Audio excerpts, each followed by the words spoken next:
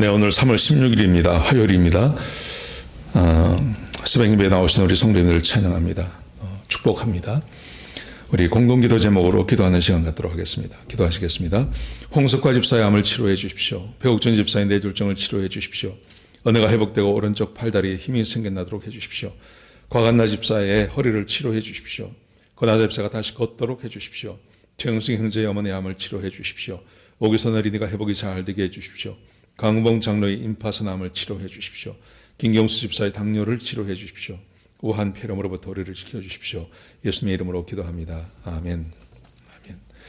오늘 본문의 말씀은 마태복음 23장 25절에서 39절까지 말씀입니다. 어제 말씀에 예수님께서 바리새인과 서기관들에게 화가 있을 거라고 말씀하셨습니다. 왜냐하면 두 가지 때문에 그랬죠. 그들은 천국문을 닫고 있고, 그리고 성도를 한 사람 얻으면 그 사람을 배나 더 지옥의 자식으로 만들어낸다, 그렇게 말씀하셨습니다. 그렇게 하는 두 가지, 첫 번째는 하나님을 의식하지 못하게 만드는 겁니다. 눈에 보이는 제단의 제물, 그리고 성전의 금을 가지고 약속을 하면 꼭 지켜야 된다고 이야기하고, 눈에 보이지 않는 하나님에 대해서는 경멸히 여기는 것을 말하는 것입니다. 두 번째로 다른 사람과의 관계입니다. 11조는 드리라고, 박하와 회향과 근처에 11조는 드리라고 하면서 하나님께서 우리에게 요구하시는 정의, 긍휼, 믿음의 삶은 요구하지 않는 것, 그게 다른 사람을 더 지옥의 자식으로 만드는 것이라고 말씀하셨습니다. 그러면서 이 사람들에 의해서 이 사람들의 그 서기관과 바리새인들의 그 본 모습을 보여주십니다. 이게 참 마음 아프고 또 우리에게도 찔림이 되는 말씀입니다. 예수님께서 이렇게 말씀하세요. 25절 보십시오. 화 있을진저 외식하는 서기관과 바리새인들이요. 그러면서 이렇게 말씀하세요. 겉은 깨끗하지만 속은 탐욕과 방탕으로 가득하다. 겉은 깨끗해 보이는데 그 사람의 속에 들어가 보면 탐욕과 방탕으로 가득하다, 이렇게 말씀하시면서, 그러면서 예수님께서 한 예를 드셨습니다. 27절에 보시면요, 회칠한 무덤 같다 그럽니다. 회칠한 무덤 같다. 그래서 그 무덤의 겉모양은 아름답지만 그 속에 들어가 보면 죽은 사람의 뼈와 더러운 것이 꽉 찼다, 그렇게 말씀하세요. 서기관과 바리새인들의 그 모습이라는 거죠. 겉모습은 그럴듯해 보이고 겉모습은 깨끗해 보이지만 그 안으로 들어가면 탐욕이 가득하고 방탕하고, 그래서 무덤같이, 무덤의 겉은 회칠해서 하얗게 보이지만 그 안으로 들어가 보면 죽은 사람의 썩은 내가 진동하고 뼈다구가 있는 그런 존재다, 그렇게 말씀하십니다. 그러면서 이 서기관들의 가장 큰 죄가 무엇인지를 지적하십니다. 그건 뭐냐면 하나님의 가르침을 거부하는 거라고 말씀하십니다. 하나님께서 말씀하시고 하나님께서 가르치시는 것을 거부하는 것. 그래서 겉모양은 깨끗하지만 그 속은 하나님의 말씀이 전혀 들어가지 않는, 햇볕이 비치지 않는, 빛이 들어가지 않는 어둠과 그리고 탐욕과 방탕으로 꽉 찬 그런 존재라고 예수님께서 말씀하고 계십니다. 자, 29절을 보십시오. 이렇게 말씀하세요.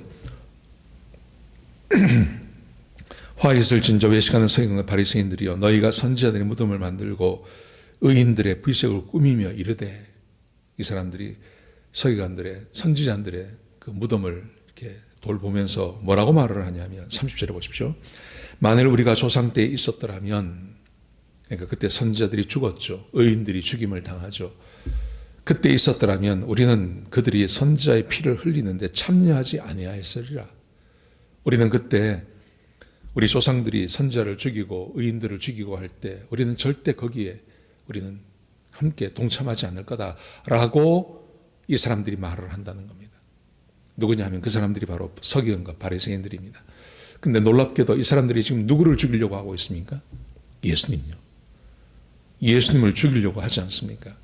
근데 이 사람들이 스스로 말하기를, 우리 조상들은 선지자를 죽이고 그리고 의인들을 죽였지만 우리가 만약 그 시대를 살았다면 우리는 그렇게 어리석은 짓은 절대 하지 않을 겁니다 라고 이 사람들이 스스로 말한다는 것입니다. 그런데 지금 이곳에서는 예수님을 죽이려고 합니다. 그래서 예수님께서 그들에게 이렇게 말씀하십니다. 자, 보십시오. 32절에 보시면요. 이렇게 말씀하세요. 너희가 너희 조상의 분량을 채우라.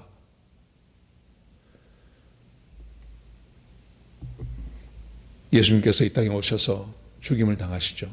자기 동족에게요. 너희 조상들이 했던 것처럼 너희도 너희 조상들의 분량을 채우라. 죽이라. 그렇게 말씀하십니다. 그러면 33절 보십시오. 뱀들아 독사의 새끼들아 너희가 어떻게 지옥의 판결을 피하겠느냐. 참 그들에게 예수님께서 아주 혹독하게 비판하시면서 그들에게 말씀하십니다. 그리고 그들의 죄악을 또 이렇게 말씀하세요. 34절에 보시면요. 내가 너희에게 선지자와 지혜 있는 자와 서기관들을 보냈지만 너희가 죽였고 십자가에 못 박고 회당에서 채찍질하고 그리고 따라다니면서 너희가 박해를 했다. 예수님께서 본인이 하나님이시지 않습니까?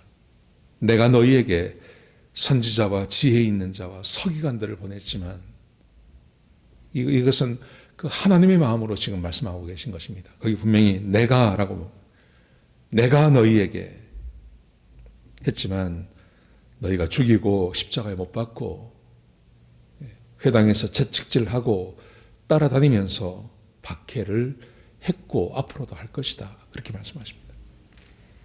그러면서 35절에 보시면요. 이렇게 말씀하세요. 아벨의 피로부터 너희가 죽인 사가랴의 피까지 다 너희에게 돌아갈 것이다.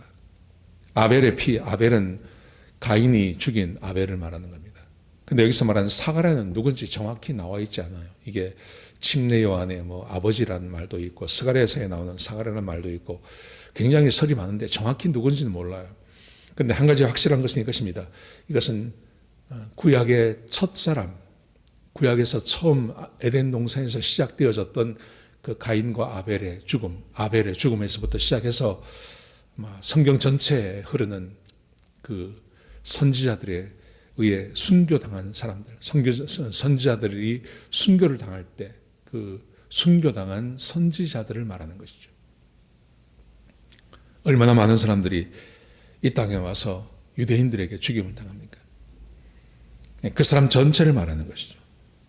그들의 피가 너희에게 돌아갈 거다. 그렇게 말씀하십니다. 그리고 36절에 보시면요. 이 모든 것이 이 세대에 돌아가게 될 것이다. 예수님을 죽였던 그 유대인들, 이 모든 것이, 이 모든 피가 유대인들에게 돌아가게 될 거다. 그렇게 말씀하십니다. 그리고 37절에 보시면요. 이렇게 말씀하세요. 예루살렘아, 예루살렘아, 선지자들을 죽이고 내게 파송된 자들을 돌로 치는 자여, 유대인들, 예루살렘에 살고 있는 하나님을 섬긴다고 하면서도 그 자기들을 하나님께서 보내신 그 선지자들을 죽였던 사람들. 그래서 예루살렘아, 예루살렘아, 선지자들을 죽이고 내가 파송한 자들을 돌로 치는 자여. 그러면서 이렇게 말씀하십니다. 암탉이 그 새끼를 날개 아래 모음같이 내가 내 자녀를 모으려 한 일이 몇 번이더냐. 하나님께서 이스라엘 백성들을 구원하시고 그들에게 은혜를 베푸시기 위해서 얼마나 많이 노력하셨습니까? 그러나 너희가 원하지 아니하였도다. 그러므로 38절에 보시면 보라 너희 집이 황폐하여 버려진 바 되리라.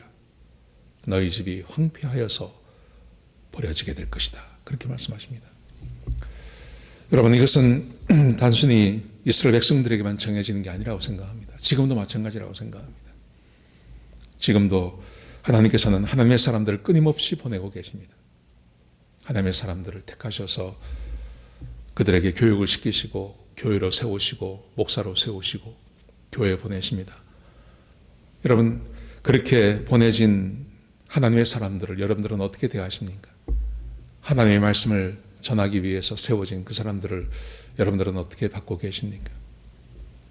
핍박하는 자는 아닙니까? 혹시? 그래서는 안 된다는 거죠. 하나님의 말씀을 받아들이고 하나님의 말씀을 믿고 그들과 함께 믿음 생활하며 하나님께서 우리에게 요구하시는 대로 믿음의 삶을 살아가는 것, 그게 유일하게 복을 받고 복을 누리며 사는 방법입니다. 그런데 이스라엘 백성들은 그렇게 살지 않았습니다. 심지어 하나님께서 오셨음에도 불구하고 그들은 예수님을 십자가에 못 박지 않습니까? 그래서 말씀하시기를 그 모든 피가 너에게 임하게 될 것이다. 그리고 너희 집이 황폐하게 될 것이다. 그렇게 말씀하십니다. 저는 지금도 마찬가지라고 생각합니다. 하나님의 사람들과 함께 하나님께서 각 교회에서 세우신 그 하나님의 사람들과 함께 하나님의 말씀을 받으며 그 말씀을 따라 믿음 생활하는 것이 얼마나 소중한지 모릅니다. 그렇게 할 때 우리의 삶에 복이 임하게 되는 것입니다. 하나님이 함께 해주시는 것입니다. 하나님께서 부어주시는 그 복이 그 가정들마다 심령들마다 한 사람 한 사람에게 그 복이 임하게 되는 것입니다. 저는 우리에게 참 감사하고 고마운 것은 우리가 이런 분들이 참 많다는 것입니다. 부족한 저를 받아줘서 하나님 말씀을 함께 나누고 그 안에서 주께서 주시는 그 말씀대로 살려고 애쓰고 그리고 하나님께서 주시는 복을 사모하는 자들이 정말 많다는 것이죠. 이게 저에게 얼마나 위로가 되고 힘이 되는지 모릅니다. 사랑하시는 성도 여러분, 예수님께서 하나님 말씀을 받아들이지 않는 사람들, 이 바리새인들, 서기관들 끊임없이 예수님을 공격해오고 예수님께 어떤 시험의 올무에 빠뜨리기 위해서 예수님을 시험하고 잘못된 질문들을 해나가는 이 사람들을 향해서 예수님께서 어제 말씀과 오늘 말씀에 그들을 아주 통렬하게 비판하시는 것을 마음에 기억하셨으면 좋겠습니다. 하나님 말씀을 잘 받아들이시고 그 말씀을 마음에 새기며 그 말씀대로 살려고 애쓰시는, 그래서 하나님의 심판이 아닌 하나님의 복과 은혜를 누리시는 저와 여러분 되시기를 주의 이름으로 축복합니다. 우리 같이 한번 기도하시겠습니다. 아버지 하나님, 귀한 말씀 주셔서 감사합니다. 하나님, 예수님께서 이 땅에 오셔서 이스라엘 백성들에게 하나님의 마음을 전합니다. 주의 말씀대로 살지 않고 하나님 말씀대로 살지 않는 그들을 향해서 하나님께서 그들에게 준엄한 심판을 말씀하십니다. 아버지 하나님, 주의 백성들이 이렇게 살지 않게 하여 주옵소서. 하나님의 말씀에 순종하며 사는, 그래서 하나님의 복을 받는 주의 백성들이 되게 역사하여 주옵소서. 주님 감사합니다. 예수님의 귀하신 이름으로 간절히 기도드렸습니다. 아멘.